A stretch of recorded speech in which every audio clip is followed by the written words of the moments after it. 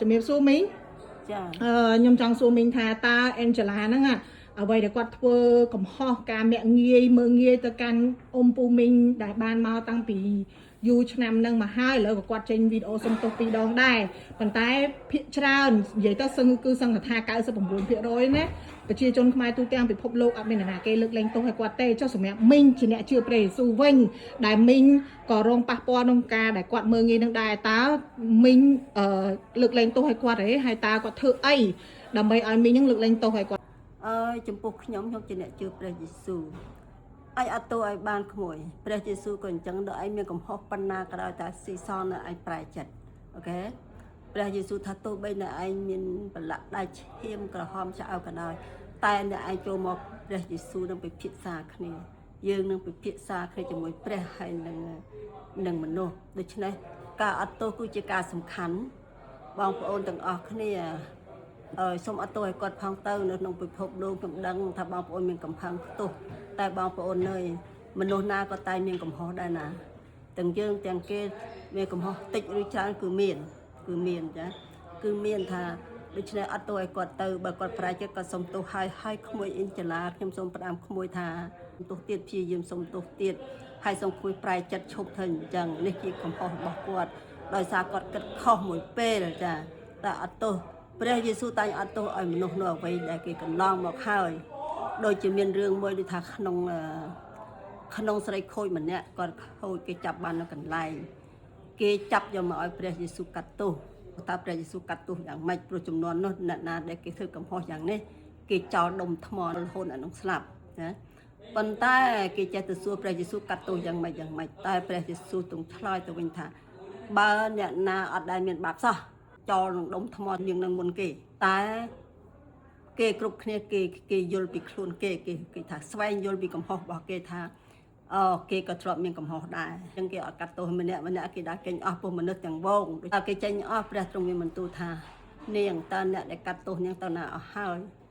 នាងឆ្លើយថាគេទៅអស់ហើយព្រះយេស៊ូវទ្រង់មានបន្ទូលថាខ្ញុំក៏មិនកាត់ទោសនាងដែរសូមឲ្យនាងជើញទៅចុះតែសូមនាងប្រែចិត្តចេញពីអ្វីដែលខ្លួនមានណាអញ្ចឹងព្រះយេស៊ូវថា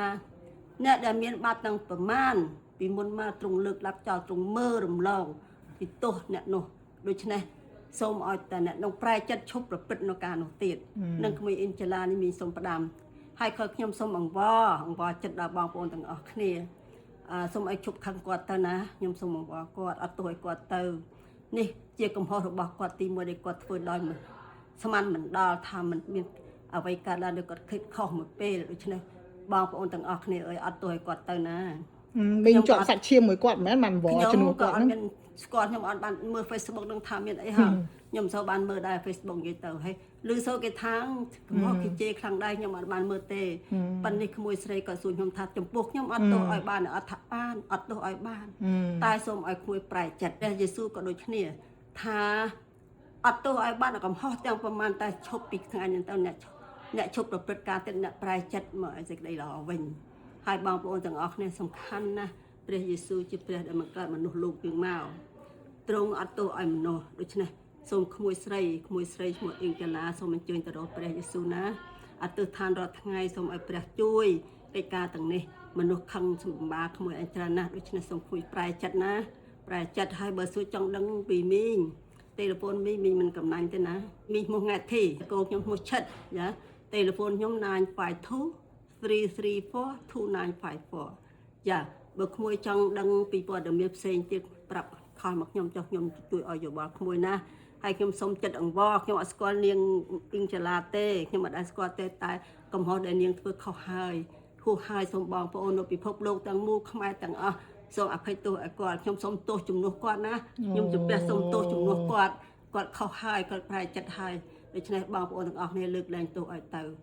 បងប្អូនចូលគិតខ្លួនឯងថាម្នាក់ណាក៏មានកំហុសដែរតែគាត់កំហុសខុសគ្នាខុសតិចខុសខ្លាំងខុសច្រើនខុសតិចតែឥឡូវគាត់ក៏ខុសធ្ងន់តែអត់ទោសឲ្យគាត់ទៅណាបើបងប្អូននៅតែប្រកាន់ទោសគាត់ទៅមានអ្វីកើតឡើងមានអ្វីចំណេញអត់មានចំណេញទេមែនទេអញ្ចឹងបងប្អូនត្រូវឲ្យគាត់កែប្រែចិត្តវិញ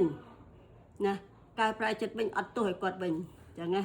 ដោយព្រះមានបន្ទូលថាបើអ្នកណាមិនចេះអត់ទោសឲ្យគេព្រះក៏មិនអត់ទោសឲ្យអ្នកនោះដែរដូច្នេះសំខាន់ណាស់បងប្អូនបន្ទូលរបស់ព្រះថា ឲ្យអត់ទោសអីគេតែអ្នកនោះត្រូវប្រែចិត្តដែរ អូខេអរគុណ អរ ច្រើន គុណខ្ញុំ មី និយាយ ង បាត់តែប៉ុណ្្នឹងឯណាក្មួយស្រី ចាជំរាបលាមីង